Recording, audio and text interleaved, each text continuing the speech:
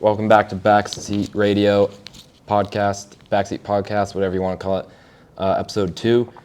I'm Travis, this is Tim. Still here in Phoenix. Yes. Same little studio. I don't even think we're allowed to be in here. Yeah, we're actually asked the front desk, but no one's ever down here. So we're balling. Yeah, maybe when we get back to Utah, we'll just go to some random hotels, find rooms like this, or eventually we'll just have to get our own studio space. But yeah, today's video is going to be, we're going to go through 5 artists that we picked that we think have really good potential to blow up in the future, and honestly just who we're excited to hear from. Leave their trace. Yeah, let's get into it. Yeah, we each picked 5. It's not in any order really. We just picked 5 of our favorites. So, Tim, you want to start us off? Yeah, so I firstly went with Dro Kenji. He just recently dropped Great choice. Yeah, he just recently dropped an album. Terrific, no skips. I feel he left a little bit of an impact in the, I wouldn't say underground, but I don't know. He's gaining popularity quickly too. He's going on tour with Mike Dimes. We're gonna do a video for that also. I still gotta listen to the album, to be honest, but yeah, I'll be expecting great things from that tour. It's gonna be awesome. His lyrics on the album are pretty enjoyable also. Yeah, it's always good when he comes out. He's put out a lot of good stuff. Great voice. Yeah, great voice. So my first pick of the list is gonna be, he's been making music obviously for a while. He's well known already. He's already pretty big, but still think that he has a lot of room to grow, and I think that he still has a lot more great stuff to come. And this artist is Lil Yachty. He's been kind of Drake's protege as of recently. They've been spotted together. They're probably going to have songs together in the future with both their upcoming albums. And just all throughout 2023, Lil Yachty's taken a complete 180 with his career, because it was kind of heading into the ground a little bit from the last 2 years. And this year, he started off the year with Let's Start Here, which is a fantastic album. Kind of proved that not everything has to be just run-of-the-mill, marketable, like Lil Durk music to be able to be well received. And ever since then, he's released 4 singles throughout the year. All of them have been fantastic. And I'm just really excited for his album. And I think that on top of the excitement from the future, you already have a great catalog to go off of. You have Lil Boat series, you have Nothing to Prove. If you're into Detroit music, he has that as well. I just think that he's talented across all sorts of genres. And yeah, he's just great all around.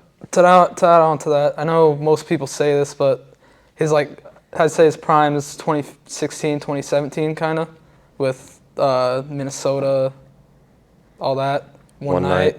Yeah. But I feel like he's entering his new prime with that 4-pack he just dropped.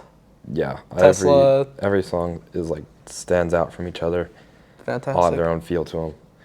But yeah, so those are our first 2 artists we brought in. Next, I have someone that's also been making music for quite a while. They have somewhat of a cult fan base, I can say, but most likely heard of him, Ken Carson. I think his music is fantastic. His help from Cardi. He's also growing. We're still waiting on that new album to come out this year. He has fantastic. That's never dropping. I believe in it. Well, let's say an honest guess. When is A Great Chaos dropping? Because he said July 17th, never came. He said he was dropping the lead single from the album the day after, never came. So. Well, he just barely put on a story, or not on a story, bio on Instagram. He changed it to Trust Me, so that might mean something. And also on his Twitter. Well, apparently he deleted it, but it was something saying you guys have to understand me or something like that. But I remember he also tweeted that it's not his fault that it hasn't dropped yet. Yeah, people were speculating it was because Cardi was going to drop, so he wanted Ken Carson to push his album out of the way, and maybe had something to do with his feature on Utopia. But yeah, we'll have to wait and see where that goes. All right, what's number 3?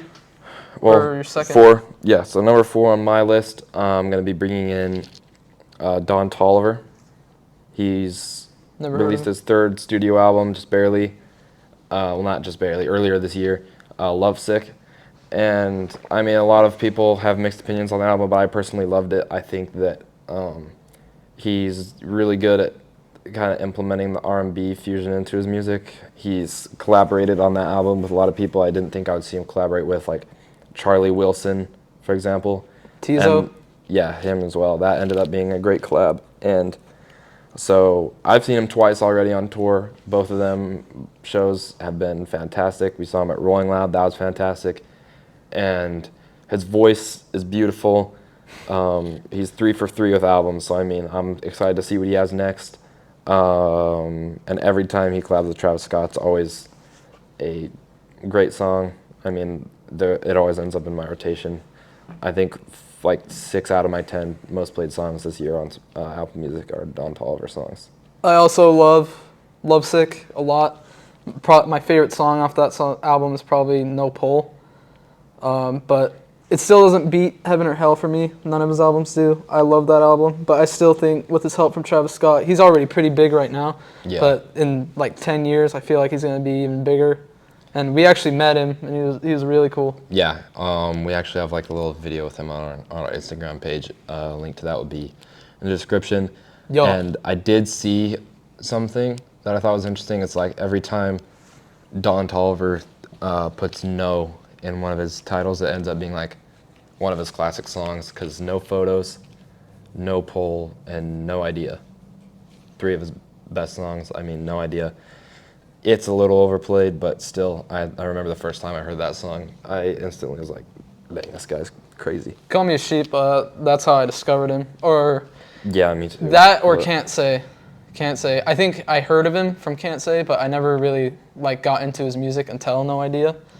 Yeah, I didn't branch out and go check him out really on his own until I heard No Idea. Which, right. I mean, I'm sure that's how it was for a lot of people. But yeah, Tim, your next pick? I gotta go with Autumn, Twin Uzis. I didn't start really getting into him until this year, but he just dropped Midnight Club, which is very, very good. He's been putting more like indie rock, I guess, into like sort of style into his songs, and he'll have a certain drum pattern, and then it will change to hi-hats like halfway through the song, and yeah, it's just like a little bit less. It feels like the only word I could describe it is like homemade. Like I could tell that he cares about it. He's been doing more melodic stuff. Yeah, I feel he's pretty popular right now, but I feel like he's gonna continue growing and growing. Yeah, I've been hearing his name a lot more as of recently, and he just dropped a new album, which was pretty fire. We thought we were going to be seeing him tonight, but we're starting to wonder maybe not, because We think he pulled out. yeah, Still. which sucks, but still, we're going to be seeing a good concert tonight. Love me some Autumn. Yeah. What you got next? My next artist, I also pulled in Ken Carson as well. I think that Cardi's protege, I think the original kind of thing I heard about him was how he was producing Beano off Whole Lotta Red, which is one of my favorite beats on the album. And he also produced ×2 on Pink Tape, which again, probably my favorite beat from that entire album. And so he's pretty talented already as a producer.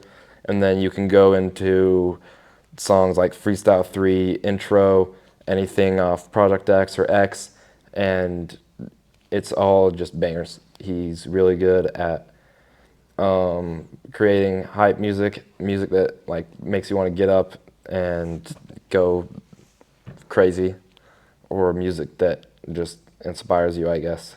He even said in an interview that he doesn't really want to make sad music. His goal with being in the music industry is to make people feel happy, and I think so far his catalog, he's done a really good job at that. And yeah, so I'm excited to see how A Great Chaos turns out. I'm excited to see future collaborations. I think he has something with 070 Shake in the works. Oh yeah, I heard the snippet for that. That sounds great. Yeah, and yeah, I'm just excited to see where he takes his career. Tim? Next up, I got DC the Don. He's very diverse. His new album, Funeral, was fantastic. He that's dropped that top 10 single a of the while year. ago, Stop Hating. That freaking awesome. I will say though, like, he wants to be Opium pretty bad, but like he's still really cool. We also met him. He was interacting with fans. He was just chilling. I like that about artists too. Fan interaction is very important, I feel Yeah. like. But yeah, it looked like at most of his shows he would just chill by the entrance, like in his Sprinter van, and let people come up and talk to him. I thought that was really cool. But yeah, that's who I think is also upcoming. Yeah, he's got a deluxe for the Funeral album coming soon, which I'm really excited for. And if you haven't heard Funeral, you should go check it out. Or if you don't want to check out the whole album right now, some standouts are Hate the New You, 12 a.m., Hate Being Lonely. Story of My Life, Hate Being Lonely, yeah. But yeah, go check it out. He's really great. And so my next pick, I'm bringing in Jid. Oof.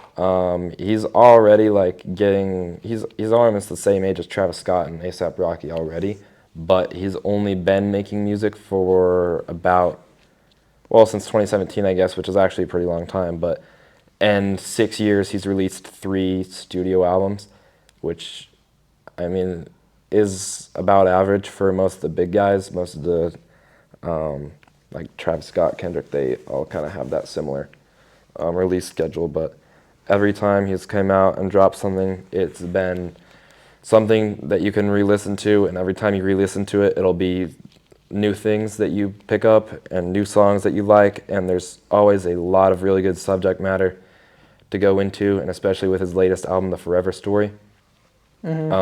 He has a lot of great storytelling tracks on there, and he does a really good job at kind of blending trap elements with more old school style of rap that kind of makes it marketable to new audiences. And one of my favorite songs off his new album would have to be Crack Sandwich, which the whole story about that album is like pretty cool to hear about.